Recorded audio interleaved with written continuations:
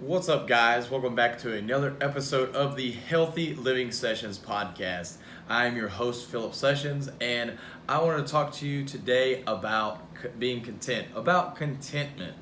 Now, a lot of people seem to think, for those of us that are goal-oriented, which you probably are if you're watching this or listening to this, whenever you talk to people that aren't goal-oriented, they always seem to say, well, why aren't you happy? Why aren't you content? But of course, content, the definition of that is being happy, more specifically, being happy with where you're at right now. And the thing is, if you're just like me, you are happy. You're happy with your life right now, but you want more. There's more to life. There's so much out there. Life is so vast, and there's so many things we can do. And for those of us that are goal-oriented, we really want to go out there and take life by the horns and go get everything that we can. And to a point, I don't think that's wrong. As long as we're keeping our focus on Christ, at the end of the day, I think going after some goals here on this earth are perfectly fine. But a lot of people seem to have an issue with you wanting to go after those goals. And the thing is, there's a saying, kind of like, some people say, be content but not complacent. Now, complacent, by definition, is extreme contentment. So it's extreme happiness, which sounds kind of great. But the thing is, complacency is satisfaction, especially when accompanied by unawareness of actual dangers or deficiencies. So being complacent, you could possibly be putting yourself into danger. And really the thing with complacency, which all of us that are growth junkies, growth minded, is that it puts you in a state of not trying to go after more. So we need to be content, but we don't need to be complacent. If we're trying to go after these grandiose goals, ideas, whatever, we need to be content, because we do need to be happy in the moment, happy where we're at in the process, but still striving for more. And so this is a very fine line to go down, but I think we can do this. And for those of you that are trying to get on this growth path, I want to bring some reasons why maybe you need to stop being so content. Yes, being content is so important, because you have to be happy with where you're at, or you're going to be miserable. You have to be content, but just not complacent. And the reason why you don't want to be complacent, you want to be content, and you want to go after these goals, I just have two quick points here. One is a commodity, and one is actually a cost of living increase. So the original iPhone, a lot of people have iPhones. You're probably listening to this on your iPhone. If you're listening to the podcast version, probably watching it on your iPhone, or if you're watching on YouTube. But the original iPhone came out in 2007 at $499, essentially $500. Now, iPhone 11 is being released right now. It's on pre-order at for the lower model at $999. So from 2007 to 2019, we're talking about 12 years, and it has doubled in price. Okay, and so that's a commodity. So it's kind of hard to say, okay, things have doubled in price since then. But let's look at rental rates. The average rental rate in the year 2000 was around $800 a month. And in 2019, the average rental rate was $1,426. So that's $626 difference in 19 years, and that's a 78% increase over those 19 years, or 4% per year, roughly. So you think about that. If you are not making 4% more a year, just rental rate wise, not including any other expenses, gas has increased a ton, utilities, all sorts of bills that you have, all the cost of living has increased a ton, but just looking at rental rates, a 78% increase over a decade. You think you're probably going to be, or 2 decades, sorry. You're probably going to be working 4 decades, 40 years, and you'll probably be retired for 20 if you're lucky. So 60 years, 40 working, 20 retired, and yet you're going to see this increase, and that was for 2 of those decades. Half of the time that if you're working life, and the 78% increase, so 4% every year. So if you're not continuously making 4% more a year, then you're actually losing money. So for those of you that are, being content with life, because, I think you don't need to make goals and make more money and go after the things you really want to.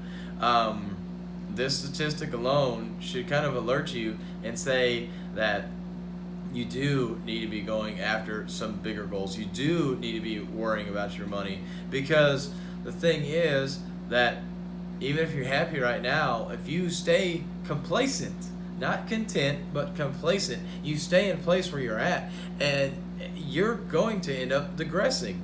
And that's a sad truth. And what's going to happen? You're going to have to rely on the government. You're going to have to rely on friends and family. Maybe you go to church and they're great and they want to help you out. But how long can they keep helping you if you never progress and make more money? I mean, to me, that's not a life to live. That seems like something you're burdening other people in your life, whether it's family, friends, church members, whatever it may be. Your own family, if you're not taking care of them, how great of a role model are you being? How responsible are you being? So we have to be content, but we can't be complacent because of this one fact right there. But the other side of it is, for those of you that are hating on the people that have goals, this is one reason why they have goals, because they don't want to be dependent on people. Have you thought about that? Maybe they're trying to ensure that they can not only take care of themselves, but they can help take care of somebody else in their family that perhaps can't take care of themselves. Maybe they have somebody who has a disability. It could be any kind of disability, a mental or physical disability.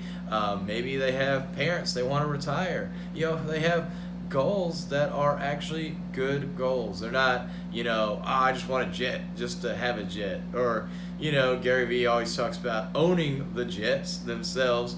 That's just a really cool goal of his. He's just very passionate about that team. But, it's not maybe worthwhile goal for some people. Maybe it's not an evangelical goal. It's not something, it's just very physical. It's not something that's going to actually help people out. That's just something he wants. But those goals don't have to be that. And not everybody that is goal oriented is that way. So if you are one of those people that are really, truly just complacent, and you're pulling others down when you're being complacent. For those of you that are growth junkies like me, ignore those people. They're just complacent. They're mad that they can't do what you're doing. They're mad that they've gone 20 years and haven't hardly gotten a raise, and now they're making less money and things are harder for them. And rather than actually trying to make changes to better themselves, they're going to put you down. They're going to try and bring you down with them. So be encouraged by that. If somebody is trying to tell you not to go after something, it's probably because they're trying to bring you down. Even family members do this. They don't want to see you succeed more than them. So keep going after it. And for you growth-minded people, you growth junkies, I know you're probably already doing this, but don't get complacent. Be content, but not complacent. Especially when it comes to your health and wellness.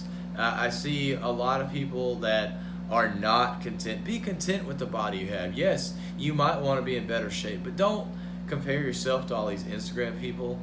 It's not going to help. These Instagram people, you don't understand their lives. Their lives are totally different than what you're probably living. Especially if your main priority is not to have a six-pack, not be in the gym 6 hours a day. You live a life, you go out with friends on the weekends and stuff like that.